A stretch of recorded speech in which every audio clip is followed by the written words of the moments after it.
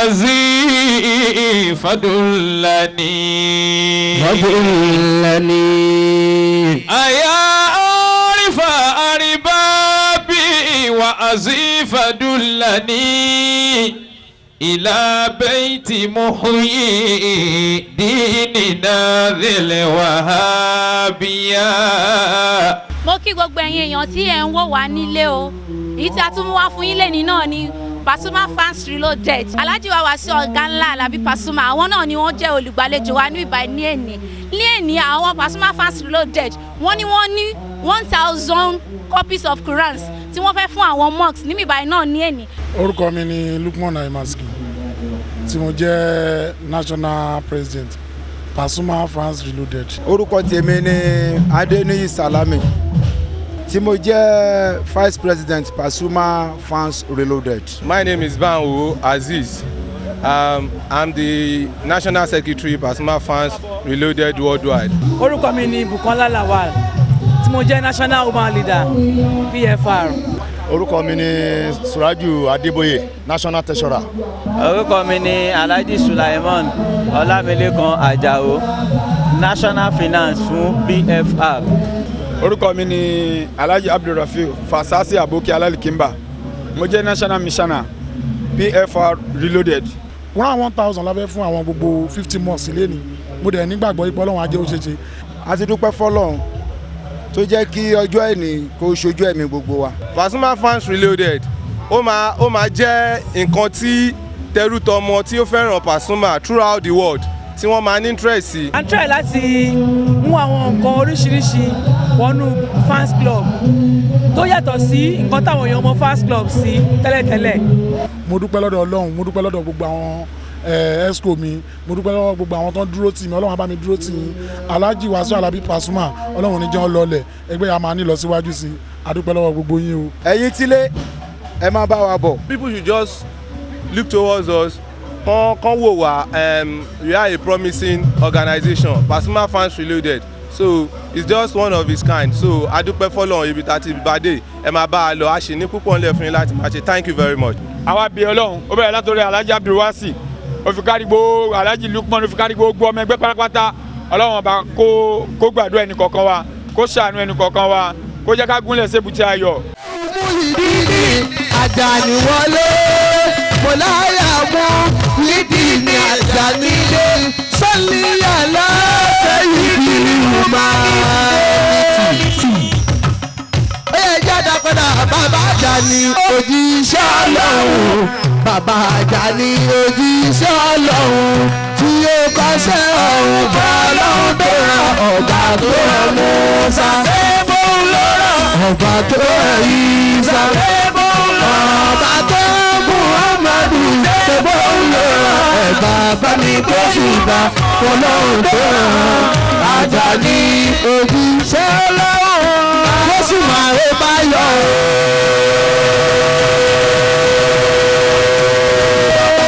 Lóṣù márùn bá yọ ṣùgbọ́n kí láyé gbogbo ojú pátápátá sọ́ọ̀nì orí ṣẹ́wọ̀n ìdí ni ìmọ̀lẹ́ mi o òṣòòlì ó kárí ayé kò sí èméjì mádùúlì àròbì tó ń bẹ nìbàdàn lábẹ́ bàbá wa ṣéun múrí ìbàdàn Abdulsalami ilé kéwù tẹ̀lọ Alabi Pasuma bàbá wọlé ọ̀gá ńlá fún gbogbo àwọn olórí. Alabi Pasuma bàbá Baraka, Alabi Pasuma bàbá Wasila. Bàbá Baraka, Alabi Pasuma bàbá Wasila. Naam, a bọ̀ síbi àyọkẹ́ Al-Qur'an. أعوذ بالله من الشيطان الرجيم بسم الله الرحمن الرحيم فسبحان الله حين تمشون وإن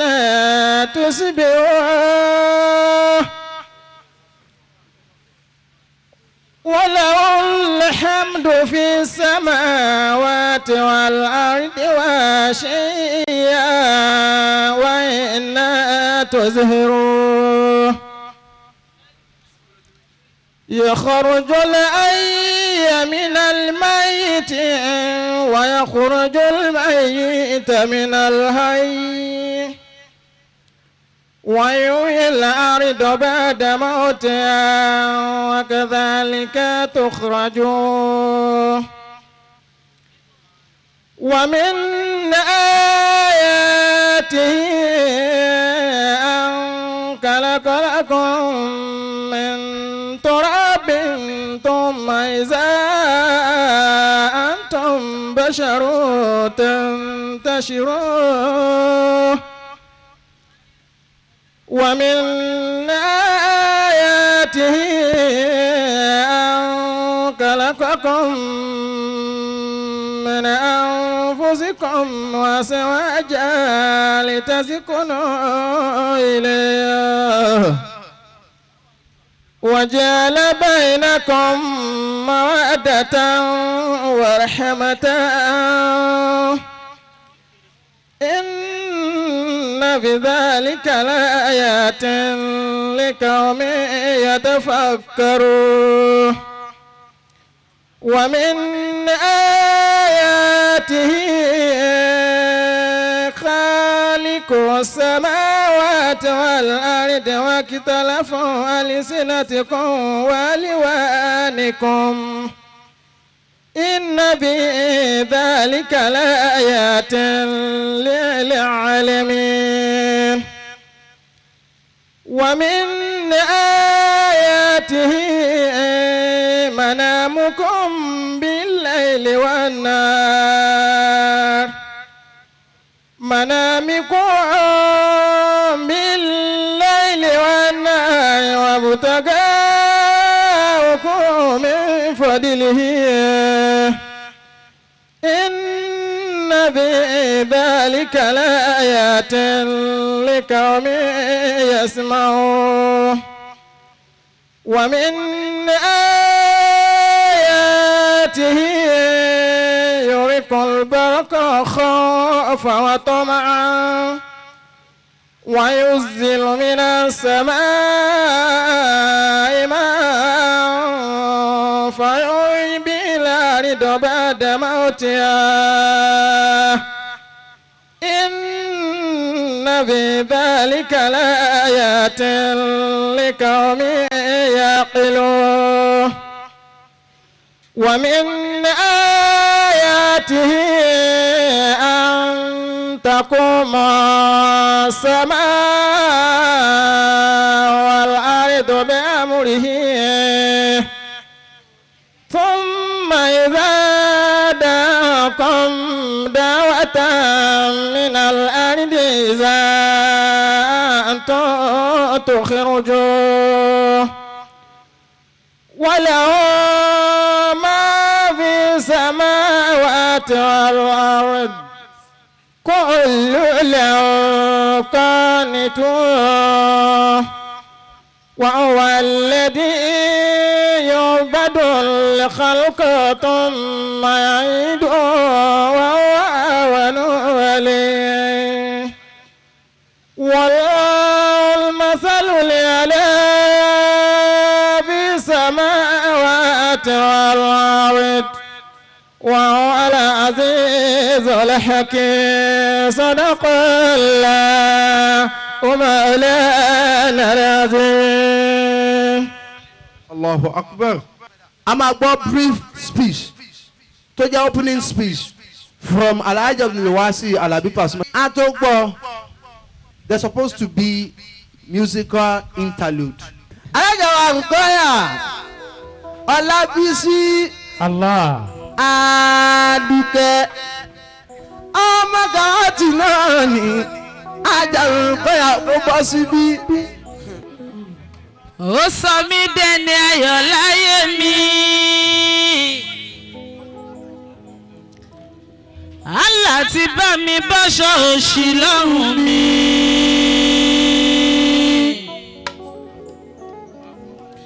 Lémi taráyé ti lérò wípé kò lè wúlò fún kankan. Wọ́n lé mi débi ayọ̀ láyé mi. Bàbá mi Ṣéhù Muyideen bàbá. Ìbànújẹ́ ò ní kọ̀yìn. Ẹ ò ní tọ́nà wọ sáré ọmọ. Ìdààmú ò ní kọ̀yìn bówọ́ lámú ọmọ. Ẹ̀ṣá máa ṣá mi. Alábí Pasuma mi.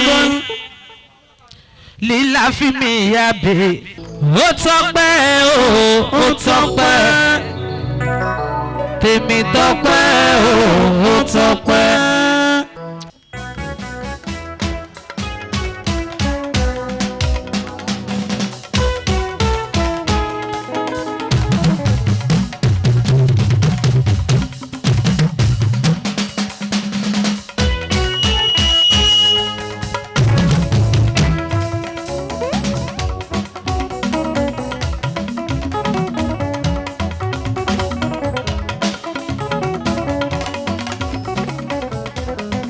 Aládùúkẹ́ Túndé ọmọ bàbá onínúure.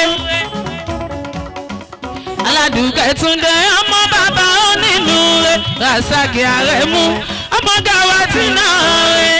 Lọ́túnlọ́tún ta ló bọ́sà ẹ̀ tún gbá ìyẹ̀ wo.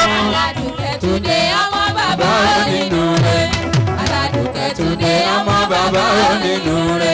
Rasaki Aremu ọmọ Gawati náà rẹ̀. Lọ́túnlọ́tún ta ló bọ́sà ẹ̀ tún gbá ìyẹ̀ wo. Ológun Òtúndé, Ológun Òtúndé káyékáyé máa fọ̀hún.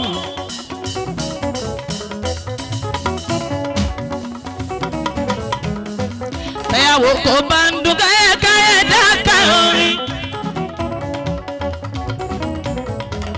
Àpèdè ara ti dé. Àpèdè ara ti dé. Adúkẹ́ alákọ̀ọ́lá o.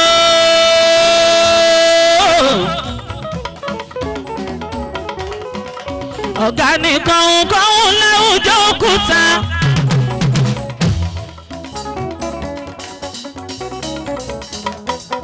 Èyàn ní bàbá ilẹ̀kẹ̀ tí ẹ rí yẹn.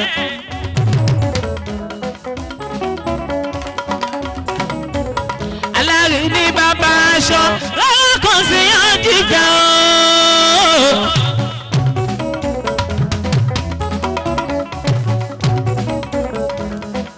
Ìmọ̀lẹ̀ ti dé. Ìmọ̀lẹ̀ ti dé. Kókùnkùn pàràdà. Ìmọ̀lẹ̀ ti dé. Kókùnkùn pàràdà. Àdùkẹ́ panápaná. Kó lè pamọ́ lẹ́mí Àdùkẹ́. Aládùúkẹ́ Túndé ọmọ bàbá onínúure. Aládùúkẹ́ Túndé ọmọ bàbá onínúure. Rasaki Aremu ọmọ Gawati náà rẹ̀. Lọ́túnlọ́tún ta ló bọ́sà ẹ̀ tún gbá ìyẹ̀ wo. Ní báyìí we are moving straight to the speech from Alhaj Abdulwasi Alabi Pasuma. Assalamu alaikum wa alaikum salam wa rahmatullahi wa barakatuh. Ẹ jẹ́ àkọ́kọ́ ṣe Allahu Akbar lẹ́ẹ̀mẹ́ta náà. Allahu Akbar. Allahu Akbar. Allahu Akbar. Torí ẹni tó dá gbogbo wa tó kó gbogbo wa jọ síbí wíwá bí gbogbo wa lé ní òṣèyìn ẹni tá a kọ́kọ́ kíra ẹ̀ sàn. Torí bí ó bá ń ṣe ìgbàláàyè Ọlọ́run a lè débi o. Adẹni tí ń dájọ́ pàtí tó jẹ́ kó máa kú bí ọ̀túnla bóyá kan nù fámìlì wọn àbí nǹkan kan ní ọba fàyílẹ̀ ní wọn bá máa pa àwọn èèyàn tí ń bọ̀ a lè ṣe pàtí mú ẹ mọ́ bínú o. Àti sọ pé a ṣe PFR aláfẹ́ ṣe lọ́ńṣìn aláfẹ́ pín Kùránì aláfẹ́ sọ fáwọn èèyàn pé ẹgbẹ́ míì tún ti wà tó jẹ́ gbé Pasuma tí kan nú àwọn executive àbí kan nú ẹmẹgbẹ́ bá dákẹ́ àmà cancel ẹ̀ kò sí tó ṣú ọ̀jù tó pọ̀torí pé wọn lọ́wọ́n pé káàrí ṣe kò jẹ́ kírú ẹ̀ ṣẹlẹ̀ láṣẹ ní ká kọ́kọ́ kì í torí pé kò fẹ́ kírú ẹ̀ ṣẹlẹ̀ kò jẹ́ kírú ẹ̀ ṣẹlẹ̀ ṣàyẹn pé kò fẹ́ kó ṣẹlẹ̀ ní ó ṣe ṣẹlẹ̀ kò fẹ́ ní kàn síwájú kò ṣẹlẹ̀ o torí mi ṣe gbọ́ táwọn bàbá wa àgbàlagbà ṣe àwọn bàbá Muyideen bó ṣe máa sọ wọn ní kò fẹ́ ló ń síwájú kò ṣẹlẹ̀ torí pé nǹkan tó fẹ́ kó ṣẹlẹ̀ ni ò ṣẹlẹ̀ ní tó bá fẹ́ kó ṣẹlẹ̀ ló máa ń ṣẹlẹ̀ so kò fẹ́ ní síwájú kò ṣẹlẹ̀ so torí pé Ọlọ́run ò fẹ́ kó ṣẹlẹ̀ bẹ́ẹ̀ ni ò ṣe ṣẹlẹ̀ bẹ́ẹ̀ ló ṣe fún wa ní èní ló ṣe fún wa lénìí rí pé ká péjú ká pèsè ká sọ fáwọn èèyàn pé à ń ṣerú nǹkan báyìí tọ́lọ́run bá ní òun fẹ́ bẹ́ẹ̀ tọ́ọ̀rẹ́ ẹ̀ kan ṣoṣo bá ní má jẹun ṣe kò tún ní jẹun ṣe o ọ̀rẹ́ yẹn lànà bí Muhammad tọ́ọ̀rẹ́ ẹ̀ bá kì í lọ mo jẹun ṣe torí mi ò ní báwọn débẹ̀ mi ní báwọn sí ń bẹ̀ má gbà wọn láàyè má jẹun ṣe ẹ̀yin àfáàràn lẹ sọ fún wa pé táwọn ibi bá sọ fún Ọlọ́run pé ìkọ́ báyìí lòun fẹ́ ló máa gbọ́ àbẹ́yẹn yín kọ́ lẹ sọ iná lẹ sọ àwọn láfíìrè àwọn náà máa pè ájókòó náà fọ̀rọ̀ tọ́ wa náà fi ń bọ̀ wa ó ní àwọn ó wà náà àwọn náà ló kọ́ sọ tóun lọ lórí oko gba àwọn afá mi ọmọ bàbá sí lòun àwọn náà sọ fún mi pé bí àná bí bá sọ fún Ọlọ́run pé ò fẹ́ ṣe nǹkan fún yàn yẹn má ṣe wọn lọ́wọ́ wọn ní ṣe wọn á ní kí ni ti tà ànábì lágbára tó náà ó ní o òun àti ẹjọ́ wà á sún ọjọ́ ń jí ni o pé ìfẹ́ tọ́lọ́run ní sí gan báwọn ànábì mi gan bá ní kó má ṣe wà lóhùn pọ̀ á ṣe ọ̀tá ànábì bá sọ fún pé má ṣe kò ní ṣe àkànnàbí pọ̀ ànábì Muhammad là ń sọ o wọ́n ṣe gbọ́ ànábì o.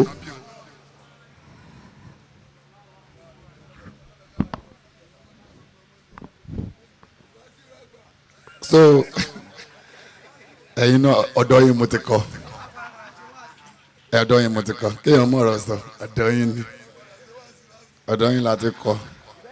wọ́n lẹ́yìn náà padà ṣe wá sí last ni. lágbára Ọlọ́run first Fuji tó máa kọ́ dá wá sí ilẹ̀ kó jẹ́ mi inú mi á dùn gan pé onífújì tó tọ́ǹtò oníwàásì èmi history nìyẹn kò ṣẹlẹ̀ rí ni kó tiẹ̀ ṣẹlẹ̀ láyé tèmi ó máa pè mí abájọ bá ń fa àdúrà sí ẹ bá ti bẹ̀rẹ̀ ń sìn ẹni kò tó bá ti fẹ́ rìtáyà ibi wá sí ni kí n rìtáyà sí ẹ bá ń fi sínú tẹ máa sọ sùn yìí o tí bá ti fẹ́ rìtáyà iṣẹ́ yìí the retirement mi ibi wá sí ni kò jẹ́ ẹjọ́ torí Ọlọ́run kó kúkú má jẹ́ wá sí tara mọ́ ara yé kó jẹ́ títẹ̀ mi ẹ bá ń fi sínú ẹ Ọlọ́run jẹ́ orí bẹ́ẹ̀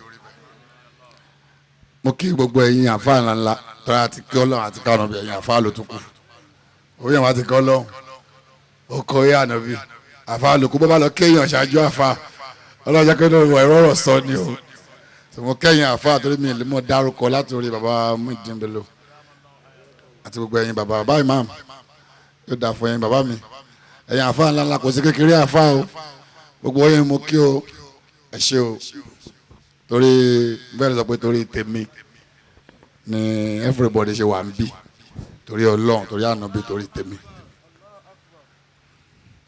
yẹ́rì gbogbo wàhálà àwọn pfr yìí ní wàhálà àkọ́tọ̀ ṣe mí náà ṣe fún iṣẹ́ tọkọ bá ṣe wọ́n ti lẹ́lẹ̀ ló máa jẹ́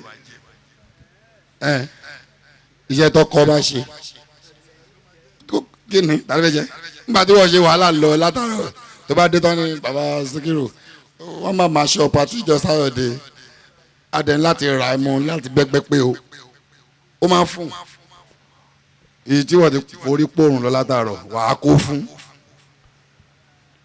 gbogbo wàhálà àwọn ìpolongo àwọn pfr yìí torí Pasuma ni pé kórúkọ yẹn má parẹ́ nígbà tí pfc bá wà tí wap1 wà tí pfr wà tí pew wà tí afp àwọn kan tó ti wá tó ti bá mi lẹ́sìn o wọ́n tó ní afp làwọn all for Pasuma àti Pasuma yìí náà ṣá no àwọn mìíràn ti wá àwọn mìíràn tó ti wá bá mi lé ẹgbẹ́ yín láàánú náà ṣe o face of Pasuma wà ṣe paso eléyìí paso má tẹgbẹ́ bá ti ń lọ bíi 8 bíi 10 lórí orúkọ ẹ̀yọ̀ kan Ọlọ́run nìkan dúpẹ́ fún ẹ ṣe o mo kí gbogbo pfr wàhálà yóò ní jásá sọ wàhálà tẹ́ ẹ ṣe lórí tèmi náà tọ́lọ́ ní kẹ́ máa rí ṣe lọ́sàn-án lóru nídàjí láàárọ̀ nírọ̀lẹ́ lálẹ́ gbogbo ẹ tó bá fi tiẹ̀ lẹ́ tó bá ń gbọ́ téèyàn ọlọ́run ló máa ń bá gbọ́ tiẹ̀ náà ọlọ́run á gbọ́ tiẹ̀ náà kí n máa sọ̀rọ̀ jùmọ̀ kí everybody tó wá bí alájà yẹn fádọ́t àti matron ṣé wàá ń bẹ̀ mọ́mí ẹ wàá ń bẹ̀ àti patron wa bàbá hòtẹ́lì àdàrẹ tàbí kílẹ̀ pé wọ́n lẹ́ẹ̀kan hòtẹ́lì àdàrẹ tọ̀ ilé kílẹ̀ pé lọ ilé ìtura ẹ̀yẹ́lẹ́wí funduk òde Saudi nìyẹn èdè Saudi nìyẹn tí Saudi bá sọ pé mo fi mi ìṣkílà o ìtumọ̀ lédè Yorùbá ìyẹn ní Nàìjíríà o kò sí wàhálà o tọ́ba ní funduk ilé ìtura mà ní jẹ́ o ilé ìtura mà ní jẹ́ ẹ ṣe gbogbo ọmọ ẹgbẹ́ pátápátá Lagos State, Ogun State, Ọ̀yọ́ State, Kwara State, Ọ̀ṣun State, gbogbo zonas ẹ̀yin ti Abidjan, ẹ̀yin ti Togo, ẹ̀yin ti Ghana, ẹ̀yin ti lóyìnbó a máa pọ̀ jù báyìí lọ inshallah gbogbo wa ọ̀dẹ̀ ní pẹ̀dì Ọlọ́run á gbàdúrà gbogbo wa ilé wa ọ̀nà wa kò ní bàjẹ́ kí bàbá wa bá wa ṣe tó kù Ọlọ́run á gbàdúrà yín ẹ ṣe sà. Allahu Akbar. Wọ́n ní mo lẹ́rìí ikú mo ní disciples àbí wọ́n ní mo kárí sódà sókè mo ga pa. ọ̀gá ńlá boss ọ̀gá ńlá. bàbá oníwàásí àgbáyé lọ́rọ̀ kan báyìí ibi wàásí là ń lọ bismillah. àyà àrífà àríbábí wà àzí fadùlání. àyà àrífà àríbábí wà àzí fadùlání. إلى بيت محيي ديننا ذي الوهابية إلى بيت محيي ديننا ذي الوهابية. أعوذ بالله من الشيطان الرجيم. الله. بسم الله الرحمن الرحيم. الحمد لله الحمد لله الحمد لله رب العالمين والصلاة والسلام على حبيبنا رسولنا محمد صلى الله عليه وسلم صلى الله عليه وسلم صلى الله عليه وسلم صلى الله عليه وسلم صلى الله عليه وسلم صلى الله عليه وسلم صلى الله عليه وسلم وعلى آله وأصحابه ومن تبع هداهم بإحسان إلى يوم الدين وبعد. ọ̀rọ̀ anabi Muhammad sallallahu alayhi wa sallam ó ní inna mina sharri la hikma. ọ̀pọ̀lọpọ̀ nú orin tó lórin kan wáàsí ni làákàyè ní gbogbo orin táwọn Pasuma ń kọ wọ̀nyí àtàwọn míì náà ṣùgbọ́n ọ̀pọ̀lọpọ̀ ní kàn ń jó ìjó kọ̀ ntí wọ́n ń sọ ní ọgbọ́ ǹjọ́ wo ló jókòó tá àfáà tí ó ṣe wáàsí fún ọ bọ́ọ̀ bá ṣe ra àfáà tí ó ṣe wáàsí fún ebi ntí Pasuma ń bá ń ṣe nǹkan náà wọnú ọ̀rọ̀ rẹ̀ tó bá sọ. Pasuma ló sọ pé kànga lè di sálángá ṣùgbọ́n sálángá ò lè di kànga láíláí. ìwọ gbọ́ yẹn ara ẹ̀kọ́ kan mi. etí wọ́n gbọ́ ń bẹ̀ nù. ìgbẹ́lẹ̀ yóò máa pọn jálè ń bẹ̀ ó tọ́ ni.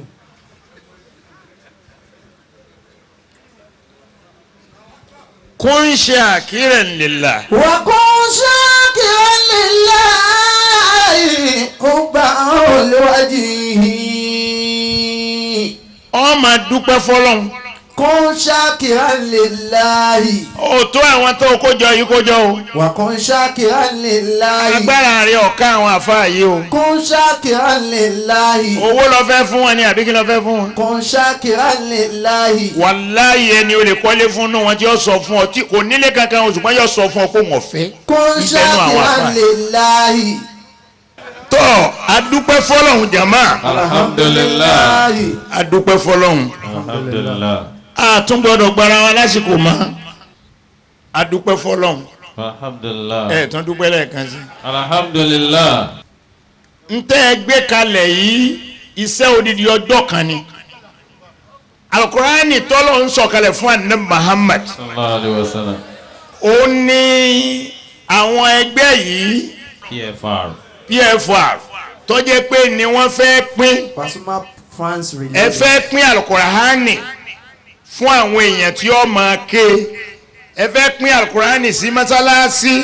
kul law ijtama'atil insu wal jinnu ala an ya'tu bimithli hadhal qur'an la ya'tuna bimithlihi.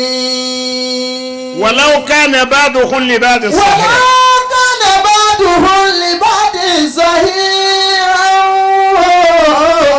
Masha. walau kana ba'duhum li ba'din sahih. alif lam mim. dhalikal kitabu la rayba fihi hudan lil muttaqin. inna hadhal qur'ana yahdi lillati hiya aqwam wa yubashshiru al-mu'minina alladhina ya'maluna as-salihati anna lahum ajran kabira. tún sọ̀rọ̀ alukurani ń bò mí náà. قل لو كان البحر مدادا لكلمات ربي لنفد البحر قبل أن تنفد كلمات ربي ولو جئنا بمثله مددا ولو جئنا بمثله مددا. يتدبرون القرآن. ọlọ́run ló ní ẹyẹ wò dáadáa. لو كان من عند غير الله. wọ́n bá tún jẹ́ pé wá látọ̀dọ̀ ẹnìkan ni tí ẹ ṣe ní ọlọ́run wò لوجدوا ní. فيه اختلافا كثيرا. jẹ́ n tó gbọ́ àyà yẹn lẹ́ẹ̀kan sí. أفلا يتدبرون القرآن. ọlọ́run lẹ́ẹ̀ máa dáùtì alukurani ni. أفلا يتدبرون القرآن. ẹ ṣẹ̀ṣẹ̀ máa yẹ kurani wò ni pé sọ̀rọ̀ ọlọ́run ni àbí kì í sọ̀rọ̀ ọlọ́run. أفلا يتدبرون القرآن. ẹ ṣẹ̀ṣẹ̀ máa wádìí alukurani pé ọlọ́run ló sọ kalẹ̀ ni àbí láti bò míì. أفلا يتدبرون القرآن. ولو كان من عند غير الله. ọlọ́run ní tó bá jẹ́ pọ́ wá látọ̀dọ̀ ẹnìkan tí kì í sọ̀dọ̀ èmi ọlọ́run ni mo sọ alukurani kalẹ̀. لو كان من عند غير الله. lawajadu fihi. لوجدوا فيه اختلافا كثيرا. ọlọ́run ní àwọn ikhtilaf ẹ bá rí tí ìbá pọ̀ mbẹ́ ìbá dàbí bíbélì bíbélì ni ìbá rí bíbélì ni ọba rí àbámarí Old Testament New Testament. ẹ rí Luke mbẹ́nu bíbélì Genesis mbẹ́mbẹ́ Joshua mbẹ́mbẹ́ Matthew mbẹ́mbẹ́ bó bá jẹ́ pé nígbà tí èso ọ̀dọ̀ Ọlọ́run ló ti wá àwọn tó kọ́ nìyẹn. يتدبرون القرآن. Masha Allah. أفلا يتدبرون القرآن. ọ̀rọ̀ tí ẹ̀yin ẹgbẹ́ PFR tẹ́ gbé kalẹ̀ yìí apá yín ọ̀ka. أفلا يتدبرون èrò dáadáa ni kẹ́ kúkú pe àwọn àfọ àwọn ọmọ wa ṣe wáàsí fún ẹ̀yin lẹ́fẹ̀ẹ́ ha Al-Qur'ani. afala yatadabbaruna al-Qur'an. àyàfi kẹ́ ẹ yá amaru ẹni ẹ fẹ́ ha fún. afala yatadabbaruna al-Qur'an. Al-Qur'ani tẹ́ẹ̀mọ̀ tó kalẹ̀ yìí ọwọ́ ọmọ gbọ́dọ̀ káàfi kọjá ọwọ́ tó mọ̀. afala yatadabbaruna al-Qur'an. bí ẹ ṣe ń wo Al-Qur'ani ńlẹ̀ tó jẹ́ pé yìí lè tó kalẹ̀ ẹ mú àníyàn dáadáa yín ẹ fi lé lórí oníkálukú ọ̀sọ̀ ní ti ń fẹ́ wàláì bàbá kúrò ń bí gbogbo tó o bá tọ́ látara Al-Qur'ani ń bẹ̀ yọ gbà. afala yatadabbaruna al-Qur'an. Al-Qur'ani ẹ ṣe ń tirú ẹ̀yin fans club kan lè pín. afala yatadabbaruna al-Qur'an. ẹ̀rù Ọlọ́run ọba yín ni. afala yatadabbaruna al-Qur'an. ẹlẹ́fẹ́ sóore sínú Islam wá jẹ́ pé Kùránì lẹ́ẹ̀pín àwọn wo lẹ fẹ́ pín fún. afala yatadabbaruna al-Qur'an. ta ló tó Kùránì gbà. afala yatadabbaruna al-Qur'an. bí ilé bá jó bí Al-Qur'ani bá wà nù ilé kò gbọdọ̀ jóná. afala yatadabbaruna al-Qur'an. àwọn tí ó dá Al-Qur'ani mà ọ̀kanú àwọn òyìnbó ó gbé Al-Qur'ani kalẹ̀ ó da ọtí lé lórí ó sì tún mú ojú ẹ̀ ó tún fi ń kó ọtí ńlẹ̀ẹ́lẹ̀ báyìí ó tún fi ń kó ọtí ọwọ́ akáwọ́ kò ọwọ́ tó ká tó pọ̀ òun fẹ́ dọ́wọ́ òun padà síbẹ̀ àtọwọ́ àtẹsẹ̀ àti gbogbo ara gbogbo ẹ̀ di nǹkan kan náà. afala yatadabbaruna al-Qur'an. ní òkè lọ́dọ̀ wa lọ́hùn-ún ní ẹ̀mẹ́ Adamawa àwọn kiriyó tí wọ́n ṣe kínní lọ síbẹ̀ wọ́n gbé Kùránì wọ́n da petrol sí wọ́n sáná sí ọwọ́ tí ẹni tó fi sáná sí ó ti kúrò díẹ̀ tán iná ń jò kò jó Kùránì ṣùgbọ́n gbọ́ fẹ́ jáde nù yàrá tó gbé sáná sí ọwọ́ tiẹ̀ fún rẹ̀ gbiná. afala yatadabbaruna al-Qur'an. ọlọ́run lẹ́ẹ̀ máa ṣe iyèméjì pẹ̀lú ọ̀rọ̀ tèmi. afala yatadabbaruna al-Qur'an. ẹ máa dẹ́ òtí sọ́rọ̀ èmi ọlọ́run tí mo gbé kalẹ̀ ni. ala qulubi aqbalha. n ò gbọ́n tó wí. ala qulubi aqbalha. ọlọ́run ni wọ́n di ọpọlọ yín máa golo ni. àmọ́ aláàkúrú bí nàkífà lọ. ala qulubi aqbalha. wọ́n di ọpọlọ yín máa golo ni. ala qulubi aqbalha. tó fi máa dáwọ̀tì Al-Qur'ani ẹ̀ ṣe ìwé tí wọ́n á gbé sí gbèrí sùn bọ́ ọ bá gbé Kùránì sí gbèrí sùn nítorí pé ìwé Ọlọ́run ni bẹ́yẹn bá fi sọ́ra gbé lẹ́nu yàrá rẹ̀ wábi ó gbé sí kọ́ ọ máa wò lọ́ọ̀kan tó ọ bẹ́ẹ̀ gbé gbèrí ó rogun wúdù ó rì tí ó ń gbọ́. ogun kanda gbogbo ntí jẹ́ wàhálà ayé lórí lójú. afala yatadabbaruna al-Qur'an. Al-Qur'ani kì í ṣe nǹkan tá a fi ṣeré. ala qulubi aqbalha. ọlọ́run lẹ́ni tó ń ronú pa Al-Qur'ani tí ó máa ń wọ́n dé ọpọlọ ẹ̀ má golo ni. innahu laqur'anun karimun. ọlọ́run ní tírà alálùbáríkà ní Al-Qur'ani yìí. qur'anun karimun. ọ̀rọ̀ èmi ọlọ́run ọba alápẹ̀lẹ́ ni. qur'anun karimun. ọ̀rọ̀ àpẹ́lẹ́ ni ọ̀rọ̀ èmi ọlọ́run ọba alápẹ̀lẹ́ ni. innahu laqur'anun karimun. Masha Allah. fi kitabin makinun. ọlọ́run lọ́dún èmi ọlọ́run ló ti wá ẹnu tó hàn kedegbe ní Al-Qur'ani wà. la yamassuhu illa al-mutahharuna. ẹnìkan ò sì gbọ́dọ̀ fọwọ́ kan Kùránì àfi kó ń tọ̀ wọ́n wà mímọ́. la yamassuhu illa al-mutahharuna. obìnrin tí ń ṣe nǹkan oṣù lọ́wọ́ gbọ́dọ̀ fọwọ́ kan Kùránì. la yamassuhu illa al-mutatahharuna. ọkọ pẹ̀lú ìyàwó tó ń lò pọ̀ tí wọn ò tí ì wẹ̀ jẹ́nàbà wọn ò gbọ́dọ̀ fọwọ́ kan Kùránì. la yamassuhu illa al-mutatahharuna. obìnrin tó ń ṣe nǹkan oṣù lọ́wọ́ gbọ́dọ̀ fọwọ́ kan Kùránì. Qur'anun karim. ọlọ́run lọ́rọ̀ èmi ọlọ́run ọba alápọ̀nlé ni. Qur'anu karim.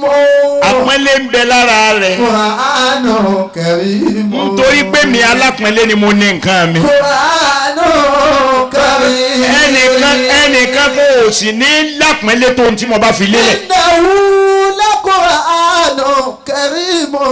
Masha Allah. Kitabim makinun. la yamassuhu illa al-mutahharun. La yamassuhu illa al-mutahharun. tanzilu min rabbil alamin. Tanzilu min rabbil alamin. ọlọ́run ní látọ̀dọ̀ èmi ọlọ́run ọba ni mo ti sọ kalẹ̀ kì í ṣe ìwé táwọn ẹnìkan kọ nígbà máa ti kọ díẹ̀ lúùkù náà kọ tiẹ̀ náà kíní kan kọ rárá kò rí bẹ́ẹ̀. No edition, no revision. ọba abáwọnú Al-Qur'ani abá bẹ́ẹ̀ ni. ẹ wo tírà táwọn bàbá wa tí wọ́n ń fọwọ́ kọ tí wọ́n ń la àtìmí tá ń là ń ọ̀pọ̀lọpọ̀ èèyàn níbẹ̀ láti mọ́lé ní Saudi nìsí gbà wọ́n bá tìmí lọ́wọ́ ẹ̀ pé ọ̀fẹ́ wádìí ọlọ́run ni gbogbo àwọn tó kọ́kọ́ bá plane àkọ́kọ́ lọ tí a kárú ẹ̀ mọ́ lọ́wọ́ ẹsẹ̀kẹsẹ̀ láti gbóhùn sórí WhatsApp fún àwọn èèyàn kí wọ́n máa gbọ́ ẹ má mú tíra tí wọ́n bá láti mí sí lọ́wọ́ o tọrẹ ẹ fẹ́ bí lárúbábá ìgbà ọmú bọ́ ọ bá pọ̀ ọmọ ń pẹ̀ ikú ni tọ́ ọ bá pé ọmọ bí ẹ ṣe é lò yóò sì farabalẹ̀ fún ọ pé ayé ọ̀dà àbáwọn ọ̀dà abẹ́ ṣùgbọ́n bọ́ ọ bá fẹ́ là ń bẹ̀ òpin ilé wọn ti kọ́ fún mi àwọn àfáà wa wọn kọ́ fún mi wọn mọ nǹkan kan parí. Al-Qur'ani lágbára ju gbogbo ọ̀nà táwọn ń gbé ń fojú wo lọ I respect Al-Qur'an ní mú wa ní wàhálà lórílẹ̀‐èdè. Qul law kana al-bahru midadan li kalimati rabbi. lan nafida al-bahru qabla an tanfada kalimatu rabbi. walau jina bimislihi madadan. ẹ ti pariwo Ọlọ́run ẹ jẹ́ kí n gbọ́ ná ẹ gbọ́wọ́ méjèèjì ó kí ẹ fi pariwo Ọlọ́run.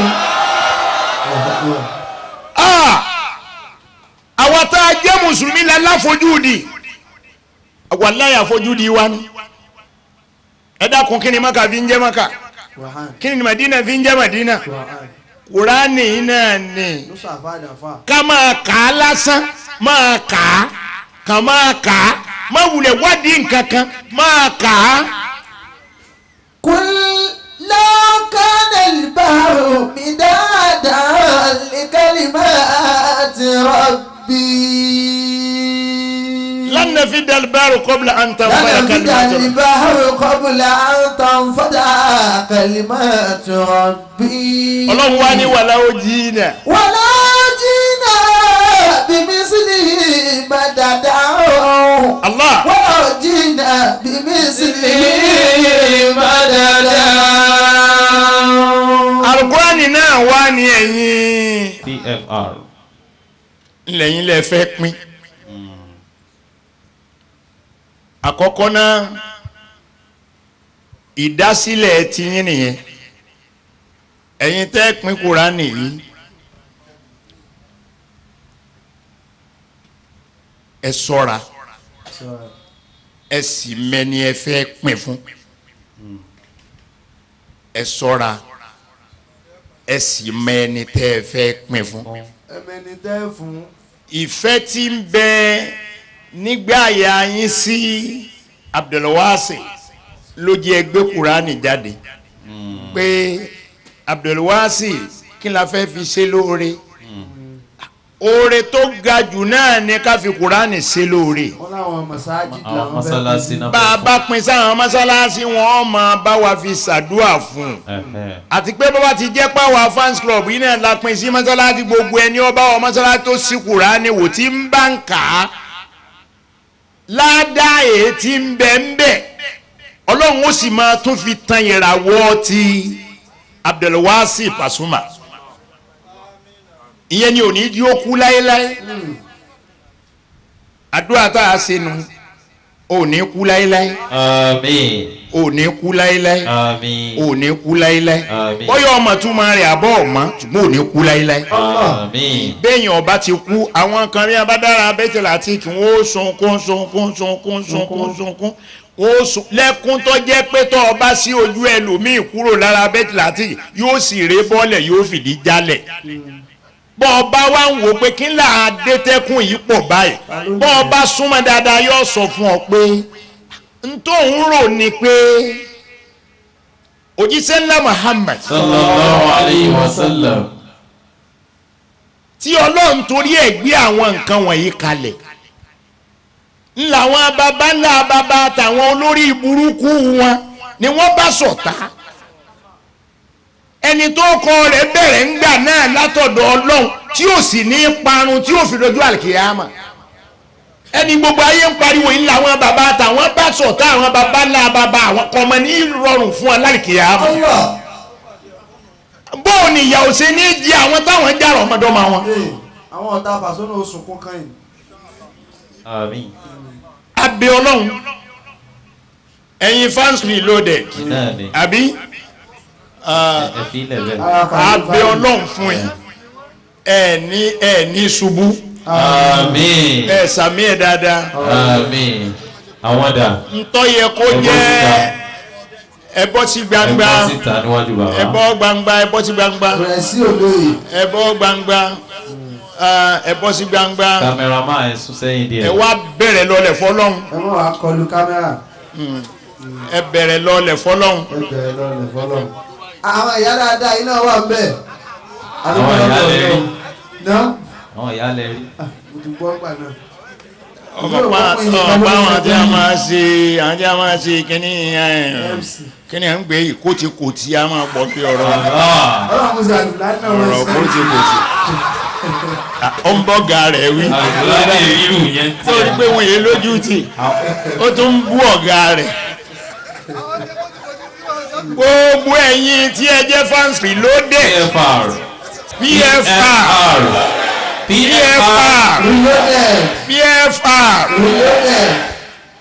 ọlọ́run ọba tó ní yín yóò dúró tì yín Pasuma ò pé ẹnìkankan sẹ́yìn inú yín pé ẹ dákun tó Ọlọ́run ẹ lọ dá fans club mi sílẹ̀ wàláhì kò pé ẹnìkankan sẹ́yìn bọ́bá bá pé ẹnìkan sẹ́yìn ó ń tọ́ yẹn ní ọmọ dùn pé life president ló ń jẹ́ a ní life president ló ń gbọ́dọ̀ jẹ́ tó ń bá fi rí gbogbo yín kó jọ báyìí ṣùgbọ́n kò ṣe bẹ́ẹ̀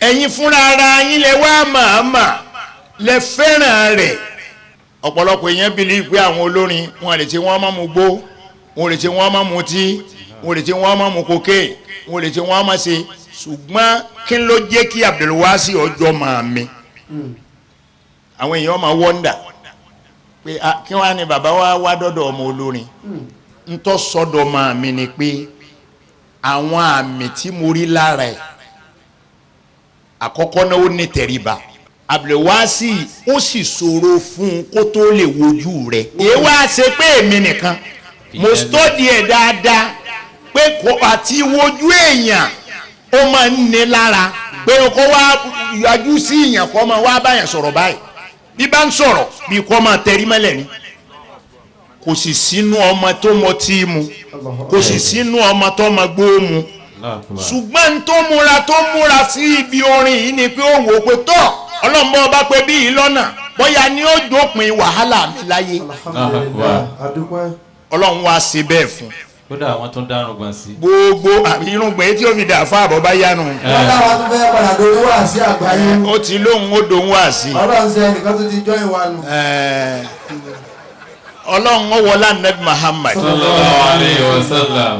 ẹ̀yin PFR ẹni wa ń tẹ́ jẹ̀tì. àmín ẹ máa sàmì. ọlọ́run ò ní fi ẹnìkan ṣẹrú ẹnìkan. àmín gbogbo yín lọ́lọ́run ó sì náà fún. àmín torí pé gbogbo àwọn tọ́ran Nabi Muhammad lọ́wọ́ àrọ́mọdọ́mọ wọn ò ní tòsí. ẹ gbà fún ẹ gbà fún. ẹgbà fún Pasuma ọmọ Khadijatu kálẹ̀ owó lò kálẹ̀ rọ̀bí ẹ̀fà àgbà fún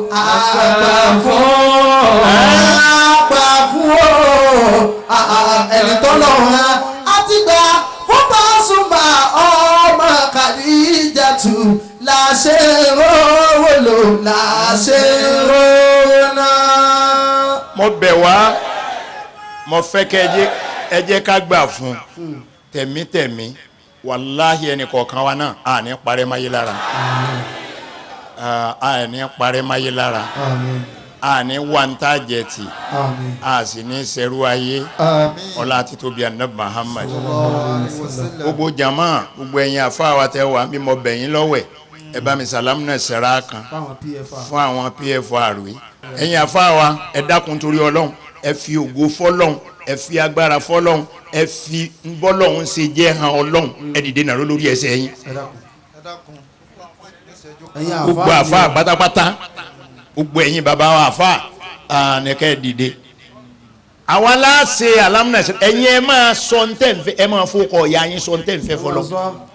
bismillahir rahmanir rahim warafana laka dhikrak warafana laka dhikrak warafana laka dhikrak warafana laka dhikrak warafana laka dhikrak warafana laka dhikrak warafana laka dhikrak warafana laka dhikrak warafana laka dhikrak alam nasra laka sadrak ووضعنا عنك وزرا الذي أنقض ظهرك ورفعنا لك ذكرك فإنما العسر يسرا إنما العسر يسرا فإذا فرغت فانصب وإلى ربك فارغب. ẹ fọwọ́ rẹ̀ bọ́jú nísìn bẹ́ẹ̀ sì wá wà yẹn ẹ lọ́ọ́ jókòó sáyé nísìn Abdulwasi wá bọ́ sí gbangba ta ìwọ ló ní ọjọ́ òní ìwọ ló ní ọjọ́ òní. àwọn àfáà yóò mọ wà nkárá wá sóde yín. ẹ rí gbogbo wa tá a wà ń bí ọlọ́run ń wọlé ànábì wa Muhammad sallallahu alayhi wa sallam. gbogbo jama ẹ̀yin bàbá wa ọ̀rọ̀ kú ò lọ́rọ̀ olórin o ẹ dákun sẹ́rí àáfàá tọ́lọ́mbá fún ní làákàyè ó yẹ kó máa yìí tó gbé yẹn wọ́n bá wọn. àáfàá torí ntọ́jẹ́ ń sọ bẹ́ẹ̀ ni pé kùránì sábà máa ń rìvà sí nǹkan kan ọlọ́run ní wí bẹ́ẹ̀ o àní wà máa yadhakkaru illa ulul albab. àwọn wo ni ulul albab? àwọn ẹni tí làákàyè wọn bá pé tí wọ́n mọ kí ló tọ́ kí ló yẹ. ẹ̀yin bàbá wa yìí ọ̀rọ̀ yín kú ò lọ́rọ̀ pé àwa bá ọmọ olórin yìí yọ̀ ọ̀rọ̀ yín kú ò bẹ́ẹ̀ ọ̀rọ̀ yín kú. iṣẹ́ ọlọ́run la wá wò. ẹ rí àmì ọlọ́run ẹ rágbára ọlọ́run ẹ gbọ́ orin tí Pasuma ń kọ ẹ wá wo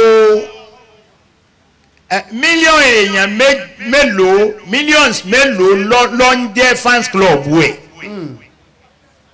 ẹ̀yin náà wá bira yín léèrè pé ẹ dákun tó lọ lọ́n ṣé orin etí nǹkan sẹ́nìkan kan ọ̀kọ́rú ẹ̀ rí ni. wọ́n máa ń dẹ́gbẹ́ lẹ̀ sí fún wọn báyìí. tó á di pé àwọn èèyàn wá ń bá pé a fẹ́ dẹ́gbẹ́ lẹ̀ orúkọ rẹ̀ la sì fi sí orúkọ rẹ̀ la fi wọ́n bá ṣe bẹ́ẹ̀ fáwọn àfáà náà wọ́n bá ṣe bẹ́ẹ̀ ṣùgbọ́n wọ́n lè ṣe bẹ́ẹ̀ fáwọn àfáà torí wọn àwọn fúnra wọn ọ̀rọ̀ ọlọ́run fín. bẹ́ẹ̀ni. ọlọ́run wàá gbé wọn ṣubú. àfọ̀n fans club ìranù abasa. ṣùgbọ́n tí ọmọkùnrin yìí mo fẹ́ kẹ́ ẹ jẹ́ kí àwa tá a jẹ́ oníkéwú ká kẹ́kọ̀ọ́ lára ẹ̀. Allahu Akbar. Allahu Akbar. bàbá ní kí bàbá tó dé wọ́n play kásẹ̀tì alájì kan. àwọn ní kọ́ lọ bẹ́ẹ̀ pé ṣé CD náà ti wà ń ta. tí wọ́n bá pílè kásẹ̀tì yẹn. tí wọ́n bá play ẹ̀ kásẹ̀tì náà. torí èèyàn ò bá kú. torí èèyàn ò bá kú. kódà kó torí ẹ̀ bá kú yóò jì. torí èèyàn bá kú gan ibẹ̀ ni ó jì sí. gbogbo ẹ̀ pátá wá sí ni. gbogbo ẹ̀ pátápátá wá sí ni. aláàjì wa ń sọ kéwú lóríṣiríṣi. bá a ṣe lo ayé. táyé òfin dẹ́ rọrùn. táyé bọ́lọ̀ ńlẹ́rọ̀. wàláì kódà wọ́n tún ṣe àsìkiri. wọ́n tún àsìkiri sórí fast tempo. wọ́n ní wọ́n dáhùn wá láti Ìsára. àfa òdodo. àbákà tán kó ti ájì alájì wá sí lẹ́yìn. àwọn ọmọ àlùbáríkà tán wà lẹ́yìn wọn. àwọn náà gbé bàbá wa. alájì wa president àìmàsìkò Haji Lukman. aṣọ lọ́wọ́ aṣọ lẹ́sẹ̀. àwọn arúgbó mọ́ níbi ọ̀pọ̀lọpọ̀ nǹkan. ẹni tó ṣe é tẹ̀lé ni. wọ́n ti wá ń polongo Alhaji Abdul Wasi. bẹ́ẹ̀ tó fẹ́ ṣe yìí. àwọn fẹ́ ká kó èyí ẹ̀ ká wá gbá wọn jòkó tì wọ́n kó fi yẹ wọn. náà fi gbé odidi ìmáàmù láti ìlú Ìsára dìde. ẹjẹ́ ìta jẹ́rìí wọn. Abdul Wasi. táwọn náà sì jẹ́rìí bàbá Alhaji Pasuma. tó ń jẹ́rìí ẹ̀. tó ń jẹ́rìí wọn. níkọ̀rọ̀ àti gbangba. wípé wọn ní kinní kan àfọlọ́hún. tá a sì tún á rí fọ́tò yín nínú ibẹ̀ yìí lẹ́yìn. tá a tún á rí bàbá oníwàásí àgbáyé mẹ́. ibi tó bá corrupt ẹni dé. ibi tó bá ti corrupt a mọ̀ pé bàbá èdè bẹ̀. bẹ́ẹ̀ni. in tó mú jókòó ikú nìyẹn. ẹ bá mi pariwo Ọlọ́run jàmá. Allahu Akbar. ẹ bá mi pariwo Ọlọ́run jàmá. Allahu Akbar. mo dúpẹ́ lọ́wọ́ bàbá wa chief imam ìlú Ìsára. tí mo fẹ́ ká ẹ jẹ́ ká kíyèsí ni pé qaulullah fi afwa innas.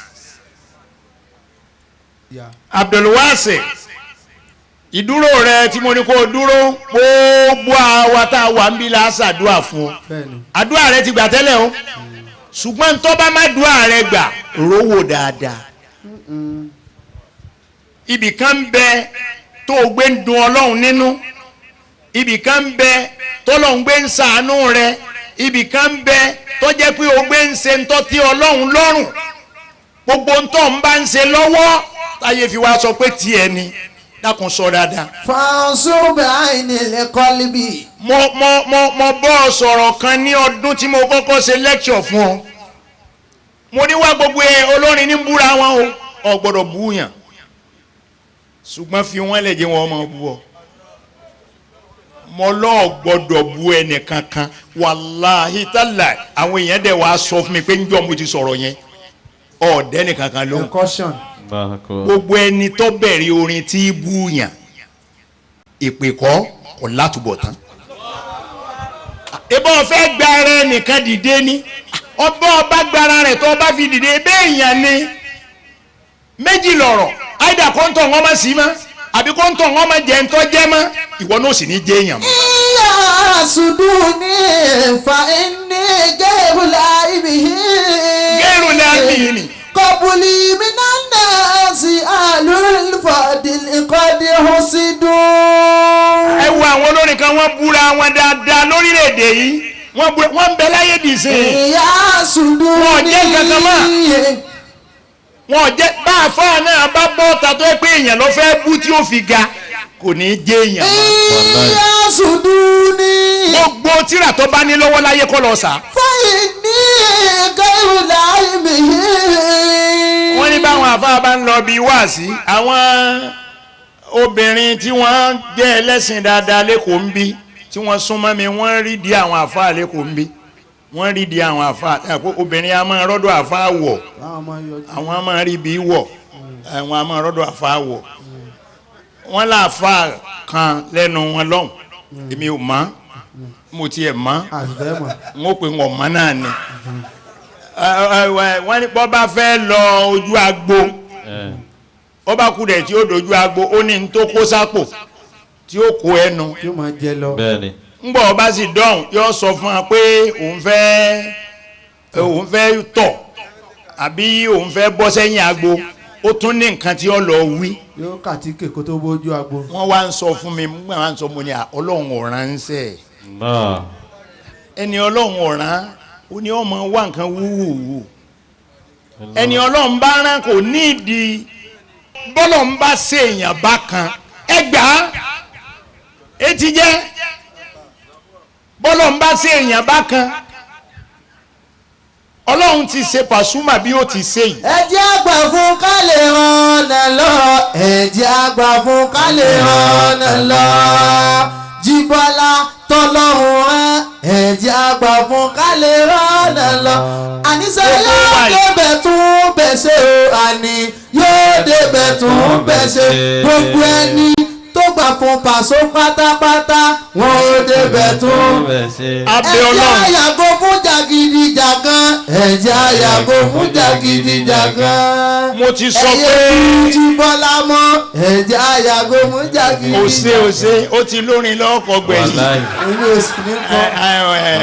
wáàsí tiẹ̀ tó ṣe fún amí lónìí nù àwa náà bá tàn ká nítorí náà Abdulwasi ó ní tó ń ṣe fọ́lọ́hun ní kọ̀rọ̀ ó ní tó ń ṣe fọ́lọ́hun ní gbangba ẹ pọ̀ tẹ́ ń kọrin ṣùgbọ́n tí ọkọ̀ ti ẹ̀ là tí ọkọ̀ soríire ọlọ́nìkan lọ́mọ. báyìí ní sí jama ẹ bá mi ṣàdúrà fún Abdulwasi ọlọ́run wọlá apó ọlọ́run fún rẹ̀ lólò ní wàásẹ̀. wasi'a kursiyyuhu samawati wal ard. ọlọ́run ní ẹyẹ àga àrùn tóun fi ń jókòó ó fẹ̀ ju sánmà àti ilẹ̀ lọ bí tóun gbà yèdè yóò fowó gbà ọ́ láàyè yóò fọlá gbà ọ́ láàyè yóò tún fi mọ̀ gbà ọ́ láàyè gbogbo ntí ẹ̀dá ní láyé tí a fi pẹ́ pé lágbájá rí alẹ́ ayé wá ọlọ́run ó fi gbà ọ́ láàyè ọlá àti tóbi ànábì wa Muhammad ọlọ́run ó wọlá aṣáájú ẹ̀dá Muhammad irú àwọn àpọ́nlé yìí yóò jáná sí fún ọ mo bá gbàtọ́ bá yóò jáná sí.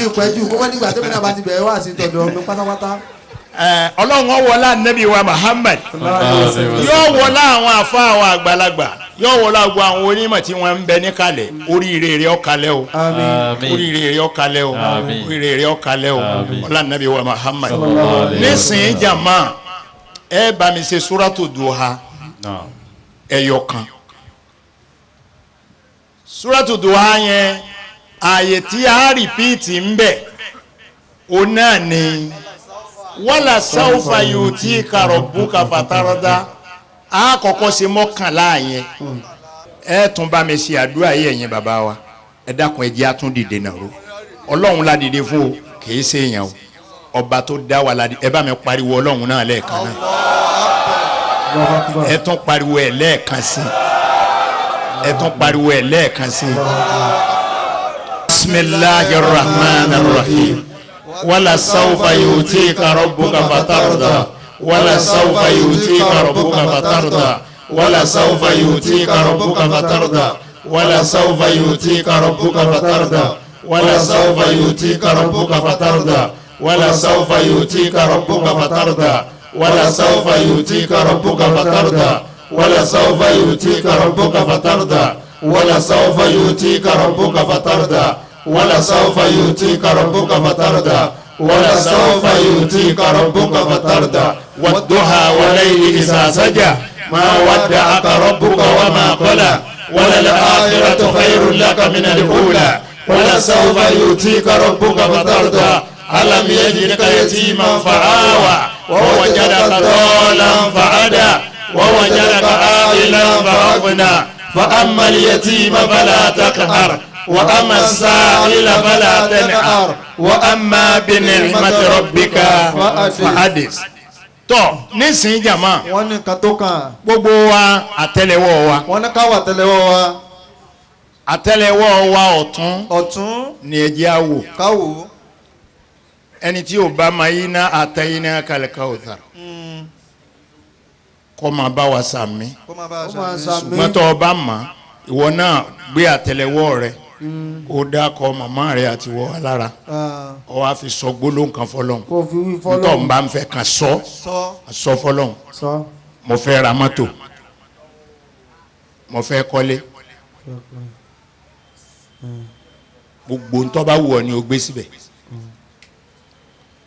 dàníyàn ọlọ́run mo fi bí àbùkà. bá a bá ti wá ké iná àtẹ iná yẹn tán gbogbo wa pátá ńlá gbọ́dọ̀ débi rọ́bà tó wà nílẹ̀ lágbọ́dọ̀ débẹ̀. gbogbo wa pátá tẹ́ ẹ má gbogbo ẹ̀yin bàbá wa àfáà náà gbogbo wa la gbọ́dọ̀ débi rọ́bà tó wà nílẹ̀ tá a wá fi owó àdúrà lẹ̀ mo sì mọ̀ pé àní wá fi 20 naira lẹ̀ àní fi 20 naira lẹ̀ àní èkó lẹ̀ wà yìí ọlọ́run mọ̀ sí alólòsì àmín o. láàrin olówó Mọ̀ sí ọlọ́run mọ̀ sí alólòsì alólòsì béèyàn wà ń sara ó yẹ ń sẹ́ èkó náà lọ wà béèyàn bẹ́ ń jẹ́ bóde èkó náà lọ wà béèyàn wà lẹ́pẹ́ èkó náà lọ wà gbogbo wa pátá tètè mú àníyàn rẹ lọ́wọ́ bá a bá ti ṣe iná àtẹnìyàn tán tààrà ibi rọ́bà yìí ni ọmọ àbọ̀ Pasuma ìwọ náà kọ́wọ́ bàpò kọ́wọ́ bàpò mú owó rẹ tó fi ibẹ̀ mi tí ìbéèrè owó tó fẹ́ donate ṣùgbọ́n owó tó fi ṣe sàrà àdúrà yẹn oníkálukú ó mú tiẹ̀ jáde lápò ọlọ́run ó wọlá nàbí wa Muhammad àdúrà tèmi àti tiyín ọlọ́run ó gbà ẹ bá ń sàmí ẹ bá mi sàmí ẹ bá ń sàmí ẹ tọ́ra àdúrà tèmi ó gbà lọ lé ń bí tèmi gángan máa gbà lọ lé ń bí ẹ bá ń sàmí Alhaji wa tẹ̀lé wá sí Alabi Pasuma 10,000 naira. mi sọ pé o surprise tẹ́nì kankan bá fi ilẹ̀ kábílẹ̀ jíjà àwọn èèyàn nù. àbí ẹ ṣe oníkálukú ló ti máa ń tó ń fi ilẹ̀. inna atayna bismillahir rahmanir rahim. inna atayna kal-kawthar fasalli li rabbika wanhar inna shani'aka gbogbo akáwà gbogbo wọn sọ́ni ala sayyidil humanity. oníkálukú owó tiẹ̀ wá. tukọ̀ wá ṣáàrìtì sọ́lé ala sayyidil humanity Muhammadin tukọ̀ wá ṣáàrìtì. ìdáhùn capacity ìmọ̀ iṣẹ́ àmì majority yamani wúwa láwùjọ royalty làwùjúwùlé wákàtà ability yakali quality ìwà humanity yálà tabaraka finality yàrásì quality felicity lábọ́ọ̀bí malakuti quantity ayatu okun lórí anami quality wasara ti dúdú ìyá tmt akuli iyi bàbí ti ability ọlọ́dọ̀ kọ́ bá bùkà mọ́bù túùsùn pàwíńdò. wọ́n ní nísìn á bẹ̀rẹ̀ àti pín Al-Qur'an. lábẹ́ bẹ́ẹ̀ wọ́n bẹ̀rẹ̀ sí ní ha Quran kó tó di pé wọ́n ha bàbá afágbà ẹ̀ mọ̀ bọ̀ níta báyìí wọ́n bá wa ṣàdúrà fún bàbá wa Maulana Sheikh Muhyiddin Ajani Bello. Salamu alaikum wa rahmatullahi wa barakatuhu. Wa alaikum salam wa rahmatullahi wa barakatuhu. Ọpẹ́ ni fún Ọlọ́run. Ọba tó tò wá sáàyè bí ó ní àwà.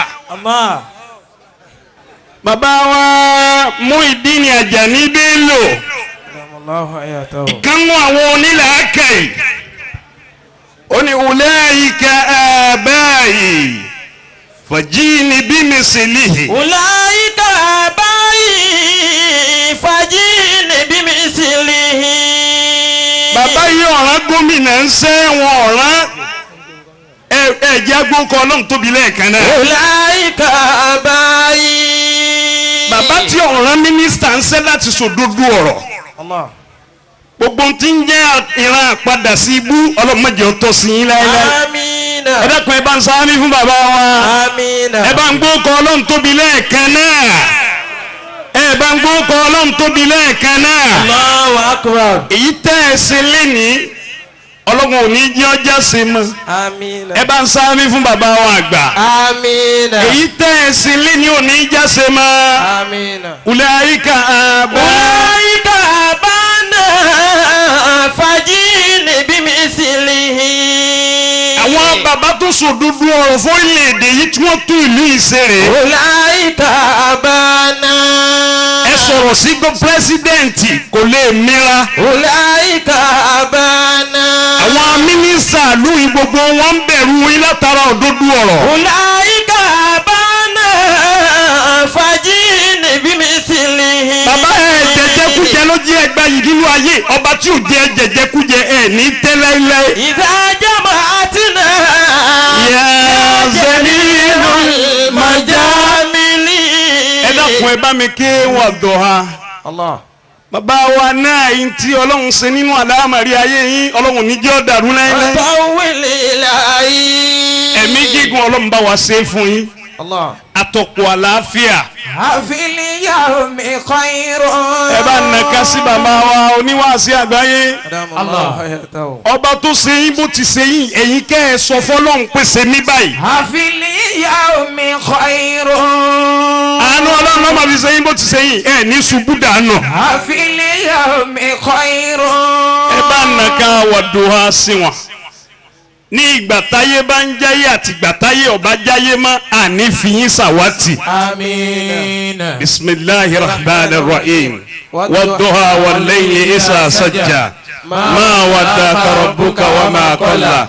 وللآخرة خير لك من الأولى ولسوف يؤتيك ربك وترضى ألم يجدك يتيما فآوى ووجدك ضالا فهدى ووجدك عائلا فأغنى فأما اليتيم فلا تقهر وأما السائل فلا تنهر وأما بنعمة ربك فلا إبانكينا تينا فوما البركة Alhaji wa Pasuma owó àdó. ayé ibi tá a ti bá wọn bàbá yìí bí òótọ́ là á ti bá wọn. èmi ò ní débi èmi jọ bàbá pẹ̀lú gbogbo nǹkan ni bọ́bá yẹ pé ayé ibi wọ́n ti ń jẹjẹkújẹ ni èmi ò ní bá wọn débẹ̀ bàbá yìí lọ bẹ̀. Alhaji wa Pasuma ẹ̀ ní mọ̀nira. Amina. àpadà sí ibú ọlọ́mọdé ọtọ́ sí yín lẹ́yìn Suratul Kawsara. bisimilahi rahman rahim inna atoyinaka alkawthar. fasalli li rabbika wanhar inna shani'aka huwa al-abtar. Allahu akbar. ní báyìí a bọ́ síbi ètò Allah. distribution of the whole Quran. Today's mosques. àwọn àfáà tí wọ́n máa bá wa pín Al-Quran náà kí àfáà Sẹ̀mí White bàbá dáadáa. bàbá tèmi Ṣẹ́gun Muyideen alájà ní bàbá tiwa màmá ní. ẹni lọ́mọ Ìbàdàn májà tó fi kára wájú lẹ́rú. ìlú Òjò ìlú Àjàyí ìlú Adéwú. agbára màsà agbáyàyà àmáyà o. Ọlọ́run má má jẹ́